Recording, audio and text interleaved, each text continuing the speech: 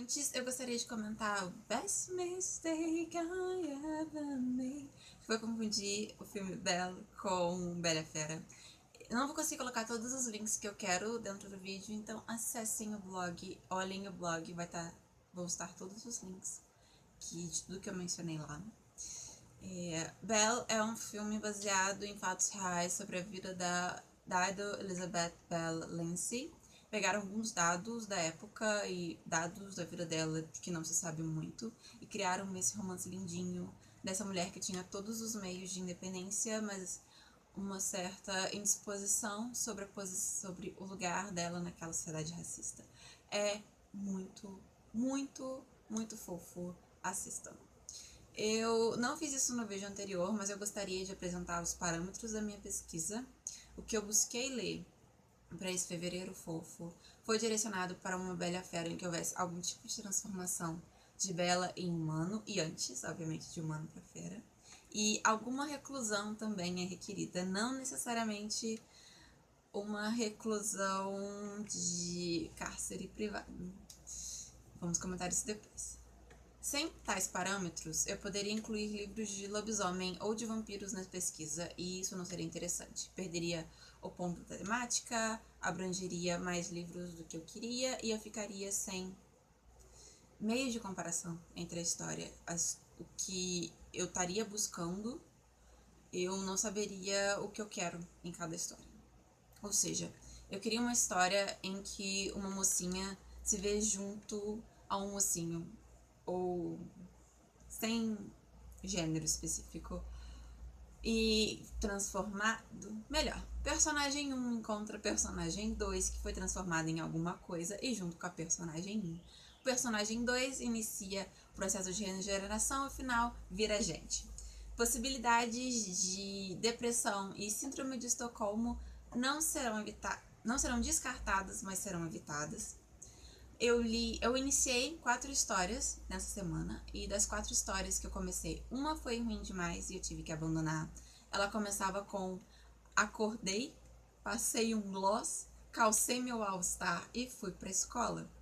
É difícil levar a sério esse tipo de abertura depois de anos de fanfiction, então eu passei para outra história. Das outras iniciadas, O Anjo e a Fera, creio que incluem os temas tanto de doença mental quanto de síndrome de Estocolmo, como alguns outros temas complicados. Ainda não posso dar certeza da forma em que essas questões foram tratadas, porque eu li muito pouco, e se eu gosto de como tudo foi construído.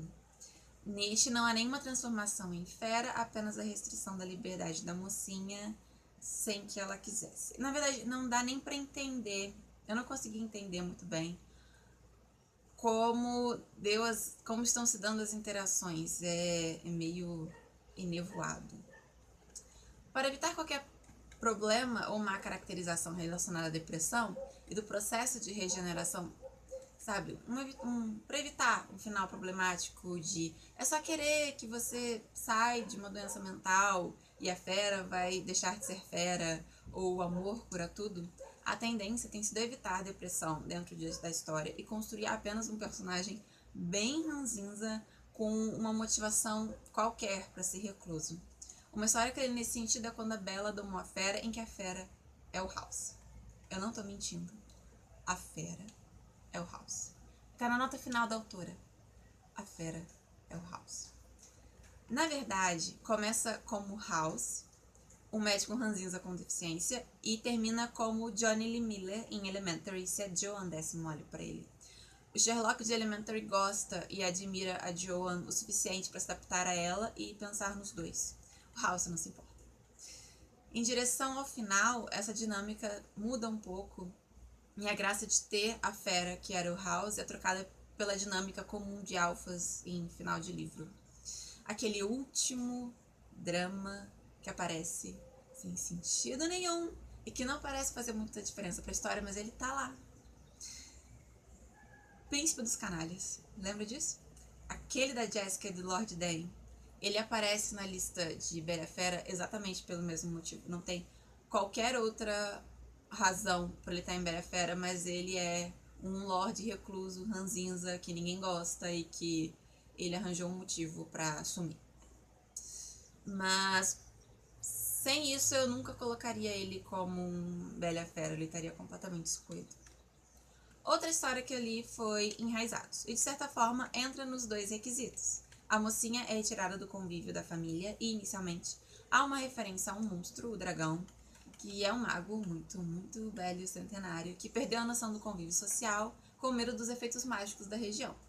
Lembra muito Rumbel, que me fez gostar mais do que eu queria, porque a Bella em questão, espero estar dizendo certo, porque eu não pesquisei como é que diz isso no YouTube, Agnieszka, não age como prisioneira, pelo menos não por muito tempo. E eles criam uma proximidade muito rápido. Lembra muito o episódio de Skin Deep. Ela começa muito assustada, muito o que eu tô fazendo aqui. Eu sou cativa, sou prisioneira, e de repente ele diz alguma coisa e ela diz, peça, por favor. Exatamente como Rumbel.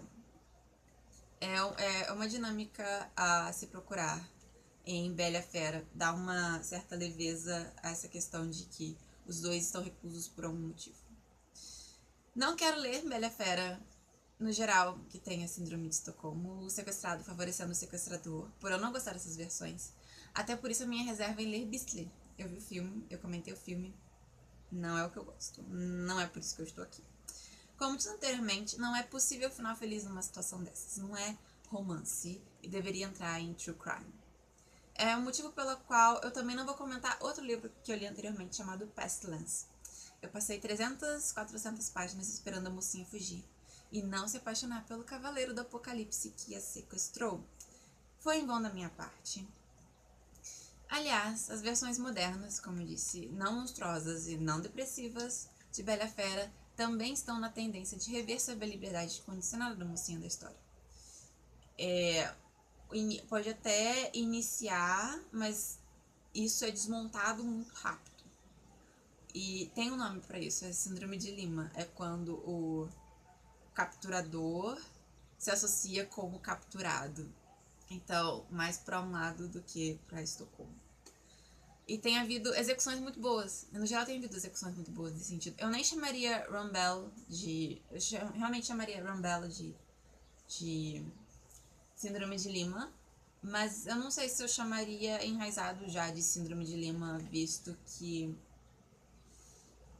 começa com uma captura e depois ela volta e aí eles começam a meio que virarem roommates, sabe? Não tem muito... É problemático, mas é desconstruído para se tornar o menos problemático possível e tornar a relação o mais saudável que puder. E tem... não é só esses dois, são vários exemplos de execução muito boa nesse sentido. Retira a possibilidade de cárcere privado e síndrome de Estocolmo, que sou muito a favor. E a reclusão se torna uma situação de os dois são obrigados a conviverem, igual a situação do House. Igual no livro do House, quando a Bella domou a fera, ela não está ali cativa, foi uma escolha dela e eles se viram numa situação em que eles precisaram conviver sobre o mesmo teto. Cria essa sensação de reclusão, mas não promove sequestro. Pra semana que vem eu tenho uma leitura iniciada, como eu disse, do O Anjo e a Fera, e mais 2 ou 3 livros, mais os outros que estão já mais ou menos marcados. Eu espero não diminuir o ritmo de leitura, eu espero ler mais textos complementares sobre Bela Fera e ter mais coisas para apresentar. Vamos torcer também para que eu não diminua as minhas leituras coletivas, porque, né, vamos evitar qualquer problema futuro. Tchau!